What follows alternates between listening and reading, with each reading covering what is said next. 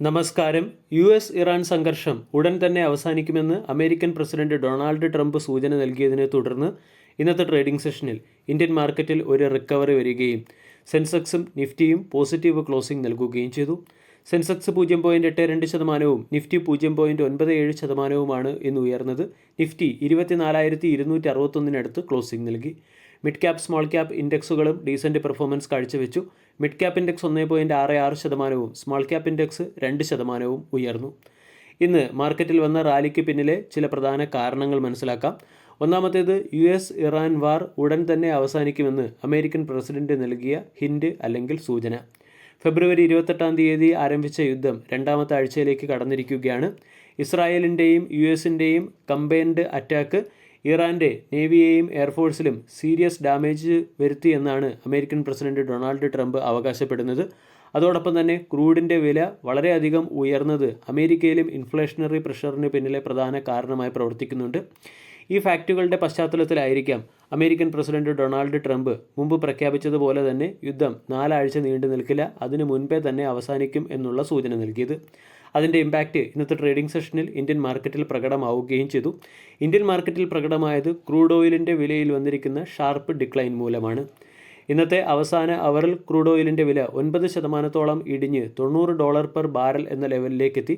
Crude ഓയിലിൻ്റെ വിലയിലുണ്ടായ cool off Indian stock മാർക്കറ്റിൽ ഇൻവെസ്റ്റേഴ്സിന് ഒരു പ്രധാന റിലീഫായി പ്രവർത്തിക്കുകയും ചെയ്തു. ഇനി ക്രൂഡിൻ്റെ വില ഇടിഞ്ഞതിന് പിന്നിലെ ചില പ്രധാന കാരണങ്ങൾ കൂടി മനസ്സിലാക്കാം. ഒന്നാമത്തേത്, ഹോർമൂസ് കടലിടുക്ക് വഴിയുള്ള വ്യാപാരം പുനരാരംഭിക്കുന്നതിന് വേണ്ടി ഓയിൽ ടാങ്കേഴ്സിന് US നേവി എസ്കോർട്ട് നൽകാൻ പോകുന്നു എന്ന രീതിയിലുള്ള ഒരു അപ്ഡേറ്റ് വന്നിട്ടുണ്ട്. രണ്ടാമത്തേത്, ഗ്ലോബൽ എനർജി ക്രൈസിസ് ലഘൂകരിക്കുന്നതിന് വേണ്ടി G7 ഗ്രൂപ്പ് രാജ്യങ്ങൾ സ്റ്റോക്ക് പൈൽ റിലീസ് ചെയ്യാനും അല്ലെങ്കിൽ ആവശ്യമെങ്കിൽ സ്റ്റോക്ക് പൈൽ റിലീസ് ചെയ്യാനും തീരുമാനിച്ചിട്ടുണ്ട്. ഈ രണ്ട് ഫാക്റ്റുകളുടെ അല്ലെങ്കിൽ ഈ രണ്ട് അപ്ഡേറ്റുകൾ വന്നതിന് ശേഷമാണ് ഇൻ്റർനാഷണൽ മാർക്കറ്റിൽ ക്രൂഡിൻ്റെ പ്രൈസിൽ വലിയ ഇടിവുണ്ടായത്. അത് ഇന്ത്യൻ മാർക്കറ്റിന് ഒരു റിലീഫായി പ്രവർത്തിക്കുകയും ചെയ്തു. മറ്റൊരു പ്രധാന അപ്ഡേറ്റ് രൂപയുടെ മൂല്യത്തിൽ വന്ന ചെറിയ ഒരു റിക്കവറിയാണ്. രൂപയുടെ മൂല്യം 92.33 എന്ന ഓൾ ടൈം ലോയിൽ നിന്നും 91.80 എന്ന ലെവലിലേക്ക് റിക്കവർ ആയിട്ടുണ്ട്. 53 പൈസയുടെ റിക്കവറിയാണ് ഇന്ന് മാർക്കറ്റിൽ വന്നത്. ഇത് ഇന്ത്യൻ മാർക്കറ്റിന് ശക്തിയേകിയ ഒരു പ്രധാന ഘടകമാണ്. കൂടാതെ സെക്ടറിലെ പല സ്റ്റോക്കുകളും അട്രാക്റ്റീവ് പ്രൈസിൽ ലഭിക്കുന്നതുകൊണ്ട് വാല്യൂ ബൈയിങ്ങും മാർക്കറ്റിൽ നടക്കുന്നു. Nifty bank, financial service, auto, pharma തുടങ്ങിയ ഇൻഡെക്സുകളിലൊക്കെ ഇന്ന് മികച്ച ബൈയിങ് കാണാൻ സാധിച്ചു. Nifty auto 3%, PSU bank index 2%, PSU bank and financial index 2%, pharma 1.4%മാണ് ഉയർന്നത്. കൂടാതെ US ഡോളർ ബോണ്ട് ഈൽഡിലും ഡിക്ലൈൻ ഉണ്ടായിട്ടുണ്ട്.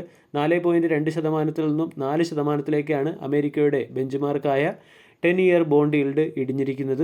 ഇതും ഇന്ത്യൻ മാർക്കറ്റിലും ഗ്ലോബൽ മാർക്കറ്റിലും ഒരു റിക്കവറിക്ക് പിന്നിലെ പ്രധാന ട്രിഗറായി പ്രവർത്തിക്കുകയും ചെയ്തു.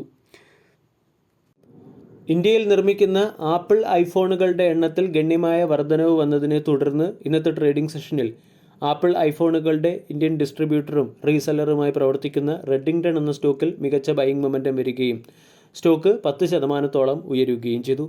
കഴിഞ്ഞ ഒരു വർഷത്തിനുള്ളിൽ ആപ്പിൾ ഐഫോൺ പ്രൊഡക്ഷൻ 53% വർദ്ധിച്ചത്. ബ്ലൂംബർഗിൻ്റെ റിപ്പോർട്ട് പ്രകാരം 2024 ഫിനാൻഷ്യൽ ഇയറിൽ ഇന്ത്യയിൽ 36 മില്യൺ ആപ്പിൾ ഐഫോണുകളാണ് നിർമ്മിച്ചത്. അത് 2025 ഫിനാൻഷ്യൽ ഇയർ ആയപ്പോൾ 55 മില്യൺ ഐഫോണുകളായി ഉയർന്നു കഴിഞ്ഞു. ഗ്ലോബലി ഏകദേശം 230 മില്യണിലധികം ആപ്പിൾ ഐഫോണുകളാണ് നിർമ്മിക്കപ്പെടുന്നത്. ഇതിൽ തന്നെ ഇന്ത്യയിൽ നിർമ്മിക്കുന്ന ഐഫോണുകളുടെ എണ്ണത്തിലും ഇന്ത്യയിൽ മാനുഫാക്ചർ ചെയ്യുന്ന ഐഫോണുകളുടെ എണ്ണത്തിലും വർധനവുണ്ടായിട്ടുണ്ട്. ഈ ഫാക്റ്റിൻ്റെ പശ്ചാത്തലത്തിൽ റെഡിംഗ്ടൺ എന്ന സ്റ്റോക്കിനെ വരും സമയങ്ങളിലും ഫോക്കസ് ചെയ്യാവുന്നതാണ്. റെഡിംഗ്ടൺ എന്ന കമ്പനി പ്രധാനമായും ഡെൽ, HP തുടങ്ങിയ കമ്പനികളുടെ IT പ്രൊഡക്റ്റിൻ്റെ ഡിസ്ട്രിബ്യൂട്ടറും റീസെല്ലറും സർവീസ് പ്രൊവൈഡറുമായിട്ടാണ് പ്രവർത്തിക്കുന്നത്. 2007 മുതൽ കമ്പനി ആപ്പിളിൻ്റെ പ്രൊഡക്റ്റുകൾ ഇന്ത്യയിൽ അവതരിപ്പിക്കുകയും അതിൻ്റെ സർവീസ് പ്രൊവൈഡറും റീസെല്ലറും ഡിസ്ട്രിബ്യൂട്ടറുമായി പ്രവർത്തിക്കുകയും ചെയ്യുന്നു. ഇപ്പോൾ റെഡിംഗ്ടൺ എന്ന കമ്പനിയുടെ മേജർ റവന്യൂ സോഴ്സ് ആപ്പിൾ പ്രൊഡക്റ്റുകൾ തന്നെയാണ്. ചൈനയുമായി താരതമ്യപ്പെടുത്തുമ്പോൾ ചൈനയോട് കിടപിടിക്കുന്ന രീതിയിലുള്ള മാനുഫാക്ചറിംഗ് ഫെസിലിറ്റി ഇന്ത്യയിലില്ല എങ്കിലും recently India government production linked incentive സ്കീമിൽ ആപ്പിളിനെ ഉൾപ്പെടുത്തിയത് ആപ്പിളിൻ്റെ സ്ട്രക്ചറൽ കോസ്റ്റ് കുറയ്ക്കുന്നതിന് പിന്നിലെ ഒരു പ്രധാന ഘടകമായി പ്രവർത്തിച്ചിട്ടുണ്ട്. കൂടാതെ അമേരിക്കയുടെ China+1 എന്ന സ്ട്രാറ്റജി അല്ലെങ്കിൽ ചൈനയ്ക്ക് പുറത്ത് ഒരു മാനുഫാക്ചറിംഗ് യൂണിറ്റ് എന്നുള്ള സ്ട്രാറ്റജിയും ഇന്ത്യ ഫുൾഫിൽ ചെയ്യുന്നതുകൊണ്ട് ഇന്ത്യയെ ആപ്പിൾ എന്ന കമ്പനി കൂടുതൽ പരിഗണിക്കുന്നു എന്ന് വേണം റിപ്പോർട്ടിൽ നിന്ന് മനസ്സിലാക്കാൻ. കഴിഞ്ഞ വർഷവുമായി താരതമ്യപ്പെടുത്തുമ്പോൾ അല്ലെങ്കിൽ 2025 ഫിനാൻഷ്യൽ ഇയറിൽ ഇന്ത്യയിൽ ഏകദേശം 12 മില്യൺ യൂണിറ്റ് ആപ്പിൾ ഐഫോണുകളാണ് ഇന്ത്യയിൽ നിന്നും എക്സ്പോർട്ട് ചെയ്തത്. കൂടാതെ ഇന്ത്യയിലും ആപ്പിൾ ഐഫോണുകളുടെ ഡിമാൻഡ് വർദ്ധിച്ചു വരികയാണ്. ഇന്ത്യയിലുള്ള ആപ്പിൾ ഐഫോണിൻ്റെ സ്ഥാനം നോക്കുകയാണെങ്കിൽ അല്ലെങ്കിൽ ഇന്ത്യയിലെ സ്മാർട്ട് ഫോൺ ബ്രാൻഡിൽ 4ാമത്തെ ഏറ്റവും വലിയ സ്മാർട്ട് ഫോൺ ബ്രാൻഡും പ്രീമിയം സെഗ്മെൻറ്റിലെ ഏറ്റവും മികച്ച സ്മാർട്ട് ഫോൺ ബ്രാൻഡുമായി ആപ്പിൾ ഐഫോൺ മാറിക്കഴിഞ്ഞു. ഇതൊക്കെ റെഡിങ്ടൺ എന്ന സ്റ്റോക്കിനെ സംബന്ധിക്കുന്ന പോസിറ്റീവ് അപ്ഡേറ്റ് ആണ്. റെഡിങ്ടൺ എന്ന സ്റ്റോക്ക് ചുരുങ്ങിയ സമയത്തിനുള്ളിൽ ഇൻവെസ്റ്റേഴ്സിന് മികച്ച റിട്ടേൺ നൽകിയ സ്റ്റോക്കാണ്. ലോങ് ടൈമിൽ ഇൻവെസ്റ്റേഴ്സിന് ഏകദേശം 514% റിട്ടേൺ നൽകിയിട്ടുണ്ട്. സ്റ്റോക്ക് ഇപ്പോൾ ഓൾ ടൈം ഹൈയിൽ നിന്നും ഡിസ്കൗണ്ടിൽ ട്രേഡ് ചെയ്യുന്നു. 334 സ്റ്റോക്കിൻ്റെ ഓൾ ടൈം ഹൈ.